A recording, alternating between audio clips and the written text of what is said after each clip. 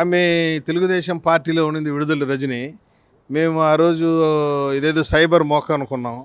తీరా చూడకపోతే ఇది సైబర్ క్రైమ్ మొక్కగా ఇది ఉంది. ఇది నీ మరిది స్టోన్ క్రషర్స్ని బెదిరించేది, ఆఫీసర్ని బెదిరించేది, బ్రాందీ షాపులు బెదిరించేది, మైన్స్ వాళ్ళు బెదిరించేది. తీరా చూడబోతే నీ మరిది అరెస్ట్ అయ్యాడు. నెక్స్ట్ విడుదల రజని కూడా అరెస్ట్ కాబోతుంది. ఏ తప్పు చేయలేదు, ఎటువంటి అవినీతి చేయలేదు, కావాలని అక్రమంగా నా పైన కావచ్చు, నా కుటుంబ సభ్యుల పైన కావచ్చు కేసులు పెడుతున్నారని చెప్పి ఆమె చెప్తుంది.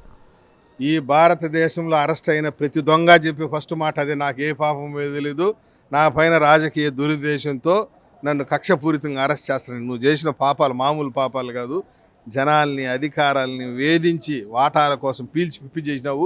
ఫస్ట్ దొంగ చెప్పే మొట్టమొదటి డైలాగ్ ఏంటంటే, ఎక్కడికైనా సరే ఏ పరీక్షకైనా సిద్ధమే, ఏ విచారణకైనా సిద్ధమే అని చెప్పి డైలాగ్ ఫస్ట్ దొంగ చెప్పేది ఇదే డైలాగు. తీరా విచారించి నిన్ను కూడా సిబిసిఐడి కార్యాలయం పిలిపించి ఆధారాలు నిన్ను చూపిస్తారు. నీకు కూడా శ్రీకృష్ణ జన్మస్థానం తప్పదు. 60,000 ఓట్లతో ఓడిపోయిన నిన్ను గురించి మేము బాధపడాల్సిన అవసరం ఏముంది, భయపడాల్సిన అవసరం ఏముంది? ఏం రాజకీయం ఎదిగి ప్రధానమంత్రి ఏమైనా మంత్రిగా చేశారు కదా, మొదటిసారి ఎమ్మెల్యే మంత్రిగా చేయడం అంటే చిన్న విషయం కాదు కదా. నువ్వు మంత్రిగా అయినా చేసుకో, ఏమైనా చేసుకోమా, తప్పు చేయకూడదు కదా. స్టోన్ క్రషర్స్ని బెదిరించినట్టు కంప్లైంట్ ఉంది కదా, పిలవాలి కదా, నేను ఇన్వెస్టిగేషన్ పిలుస్తారు కదా.